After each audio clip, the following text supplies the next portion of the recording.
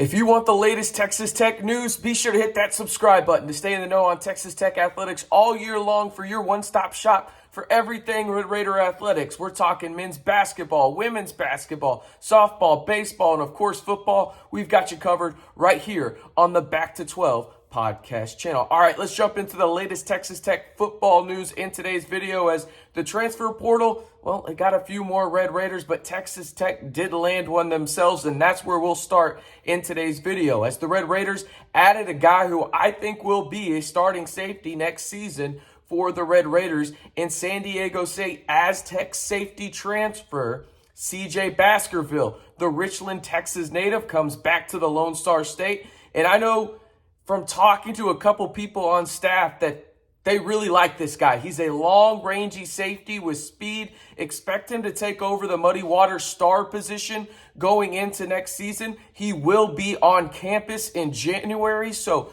really good to get him acclimated and have him for spring practice. But here's kind of the guy that they're getting. In 16 games for the Aztecs in the Mountain West Conference, he had 74 total tackles, 2.5 for loss, 1 interception, 2 pass breakups, and a forced fumble, 5 pass breakups. So you look at the kind of guy that he is, and you're going to see him move down kind of like Muddy Waters did, where he's that long, rangy guy, probably needs to put on a few more pounds, probably about maybe 12 to 15 more pounds, and you feel a little bit more comfortable with him going down and trying to accelerate through those running lanes through the offensive line. But you look at the kind of guy he is right now, 6'2", long, rangy guy, 200 pounds, really is a ball hawk back in the back. And you think about one of the guys that you're also losing in the secondary, Reggie Pearson, who put his name in the portal. We'll talk about him here in just a minute. You needed to add guys back there, and thankfully,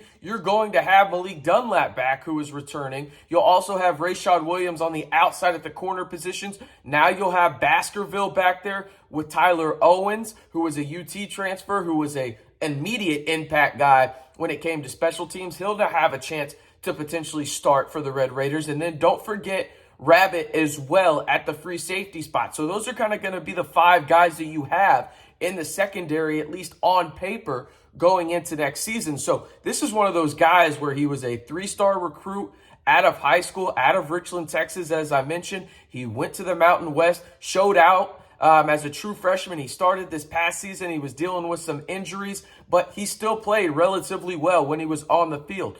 As I told you guys, I think that he will start, and that's from guys on the staff at Texas Tech telling me that they think he is an immediate impact guy for the Red Raiders defensively, and he really helps in the sense of what does Texas Tech like the most? You can look at it in their recruiting class, whether that's at the transfer portal, who they're targeting, or just high school recruiting in general. They want long, rangy guys that are fast as hell.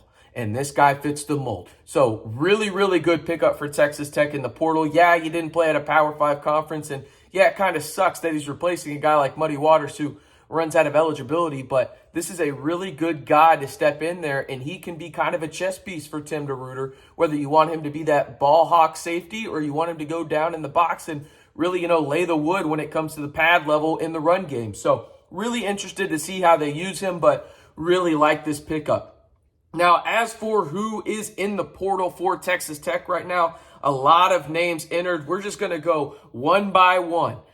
We already know about Donovan Smith. Derrick Lewis obviously entered the portal. That was a while ago, earlier this month, as well as Imari Jones. But over the past few days, a lot more Red Raiders have entered. I've already mentioned Reggie Pearson Jr. I would expect him to head north to the Big Ten. It would not shock me at all if he lands at Michigan State. Would not shock me at all if that's where he ends up. Ethan Carde also entered the portal. Larry Moore, Michael Shanahan, and then the one that kind of surprised me a little bit because I thought he would have a pretty solid role next year for the Red Raiders was Philip Blidi. Remember, he came in this year after Tyree Wilson got hurt, played some meaningful snaps, as well as Joseph Adedire. Maybe this kind of indicates where things are going in terms of Adedire is going to be the guy that kind of takes over for Tyree Wilson, and maybe Philip viewed himself more as like the backup there again. I wasn't expecting that, but hey, obviously he's going to do what he needs to do and wish him nothing but the best. But those are the guys, again, that are in the portal for Texas Tech, and Texas Tech is not done in the portal. as they've also added a guy in the portal who it hasn't been officially announced yet, but I do expect it to be here in the next few days. It's going to be Staats. He came from Western Kentucky. He's a center, and I expect him to be in the starting center conversation next year for the Red Raiders. Remember, again, comes from Western Kentucky. Who coached at Western Kentucky?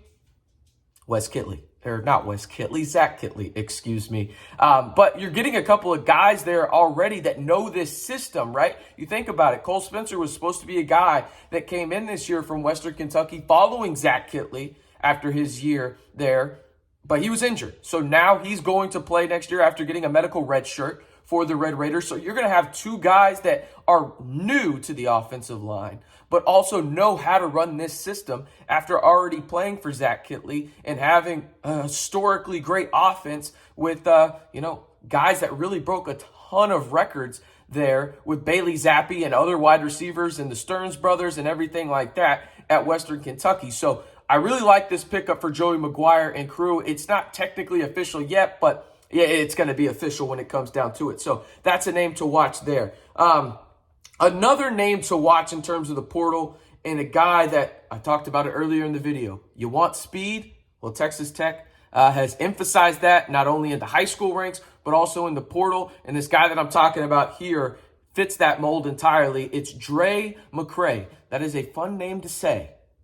Man, I am a great poet right there. But anyway, he is a wide receiver from Austin Peay, the Governors out there. And his production as a true sophomore was downright unbelievable. Now, I will give you his measurables, and you'll be like, okay, a smaller wide receiver. It's worked for Texas Tech in the past, right? You think about it, Jakeem Grant. You think about it, Danny Amendola, Wes Welker.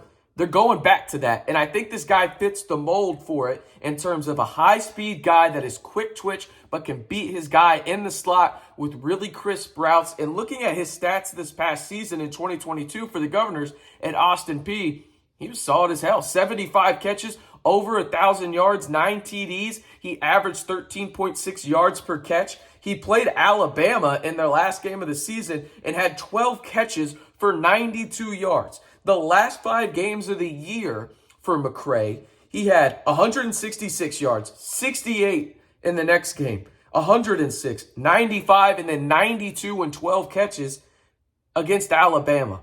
He's a guy that can be a true impact difference maker for this wide receiver group that we talked ad nauseum this year on this channel with Lyle on the podcast or me doing the daily videos that, hey, Texas Tech needs more speed at the wide receiver core for this team moving forward because right now there's not a lot of burners on this team. McCray would add that. Now, I'm not saying he's definitely a lock to Texas Tech, but he is taking a visit. I believe it's going to be this weekend at the time of this recording. That is going to be December 16th, 17th, and 18th of 2022. So definitely a guy to look at potentially being added to the mix offensively for the Red Raiders. And if they do get him, I expect him to have an immediate impact almost as much as Baskerville on the defense. I think he could be an immediate starter for the Red Raiders moving forward. All right, that's going to be your transfer portal update. Nothing yet on Donovan Smith and where he's going.